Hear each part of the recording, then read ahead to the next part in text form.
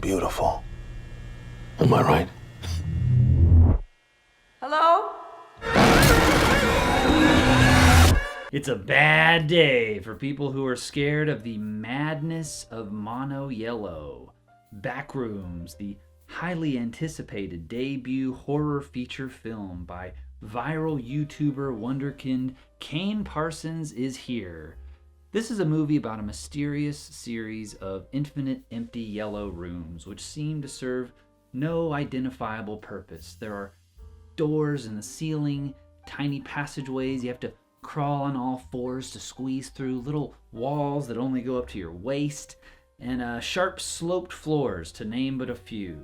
They are passageways which lead only to more passageways. People just sort of fall into the back rooms through little holes in reality. In this case, a wall in the basement of a furniture store that you can walk through as if it were made of pixels. Why? Well, if you need to know the answer to that, you are a perfect future Backrooms victim. The power of this setting lies in its alluring, labyrinthine pointlessness, a maze whose very existence dares you to explore it, even though you might as well try to draw a map of every cell in your body. All you're going to get is lost.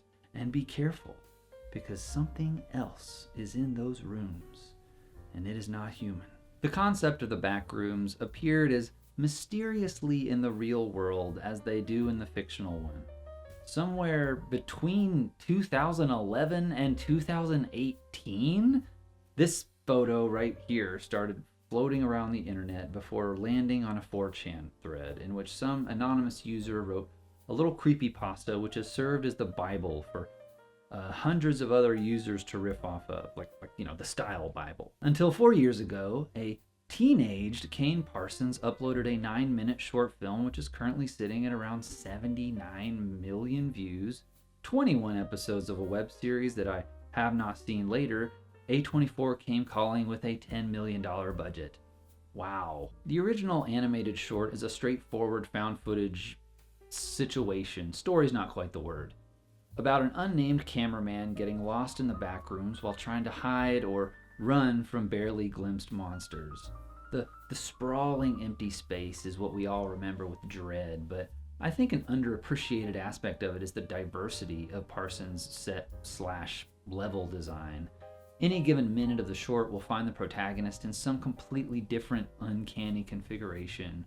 Hallways, courtyards, dark little nooks for hiding, trap doors. It's insane that he made the whole movie in a month.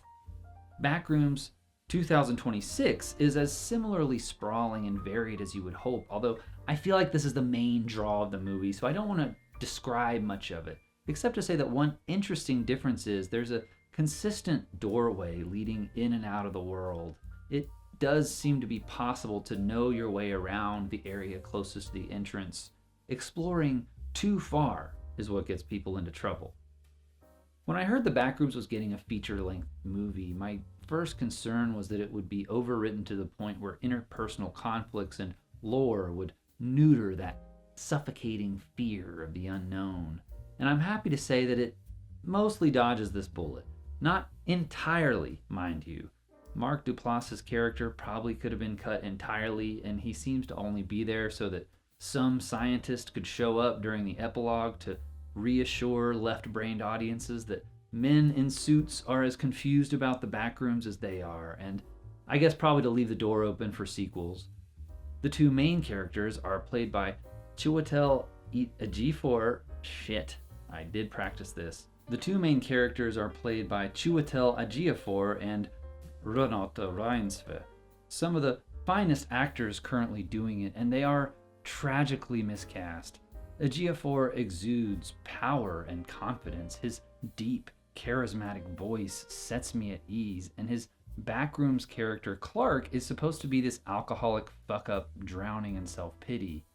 My man can bulge those beautiful eyes and twitch his fingers all he wants, but at the end of the day, I'm still gonna hop on his back like a little koala and beg him to take me somewhere safe. I just trust that man. Reinsve shines best as these women who are a joy to everyone around them, who are just these like exuberant people whose luminous smiles belie a deeper pain. And here in Backrooms, she's stuck playing an emotionally numb psychologist named Mary. I don't think these actors are capable of giving bad performances, but they are swimming upstream of their most interesting instincts, to the point that I find myself wishing they just swapped roles. But the question of whether a character is active versus passive is divided by strictly gendered lines in this movie. Clark's sad sack Backrooms backstory revolves around something he did, while Mary's tragedy was done to her. Mary only gets involved because she was worried about Clark, and she spends the emotional climax of the movie tied to a chair, play acting as Clark's ex-wife. All of their scenes are talks about Clark's feelings, which are meant to put a thematic bow on the Backrooms, feelings which are already communicated visually without the dialogue anyway. Don't even get me started about the little concrete hand that Mary carries around with her everywhere she goes. The gendered active/passive binary even applies to Clark's employees. Crop top boyfriend gets to hold the camera, girlfriend whines off screen. But fear not, or rather fear more, because just like the short, the most important relationship which gets the bulk of the attention is between character and environment.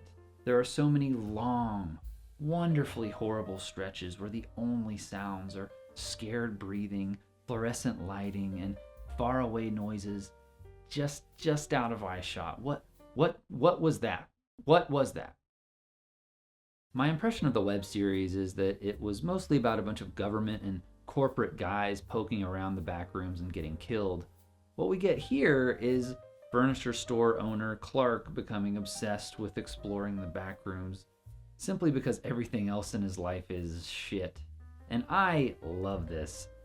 There are all these little props through the hallways which sloppily mimic pieces of the characters' real lives, mostly Clark. And Clark theorizes this is the back rooms remembering parts of the real world wrong, which I think is just vague enough to add some extra emotional resonance to this place without sacrificing too much of its mystery. The sections in the real world are filmed with lots of negative space so that when characters briefly escape the back rooms, they are still trapped inside their own lives in ways that feel disturbingly similar to those rooms. The film's menacing detritus imagines memory as a stomach whose only discernible purpose is to keep people stuck in their same ruts until they devour themselves. It is a miracle that this movie is as great as it is. Kudos to, I suspect, producer Osgood Perkins for hooking up Parsons with one of his go-to cinematographers, and kudos to the writer for getting the hell out of their way as much as possible. Seeing liminal horror emerging as an exciting new trend with the success of brilliant films like Skinamarink and Exit 8 has been a delight, and I feel like The Backrooms is going to be the one to blow this subgenre into the mainstream like never before. Maybe this will be the Saw of the 2020s, and we'll be getting a new one every year for a decade until we're sick of it. But for now, I say bring it on. Now, if you'll excuse me, I have to cross an empty hallway to get to my bedroom where I'm about to fall asleep. I really hope I make it.